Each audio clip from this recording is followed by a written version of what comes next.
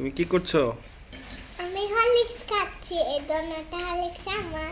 কি Horlicks? Junior Horlicks? হুম, আচ্ছা, কে বানিয়ে দিয়েছে তোমাকে? আন্টি আন্টি কে? নীলু। ওরে বাবা, তুমি তো তুমি এই আমি তুমি নাকি রাকিবকে নাম ধরে ডাকো? হ্যাঁ, কেন? রাকিব তোমার বড় না ছোট? ছোট ভাইয়ের নাম হাই হাই, রাকিবের ছোট বোনের নাম কি বলো? রাপুনি।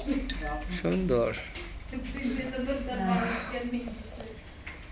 ও ভাই ছেলে তুমি কি পড়াশোনা করতেছো?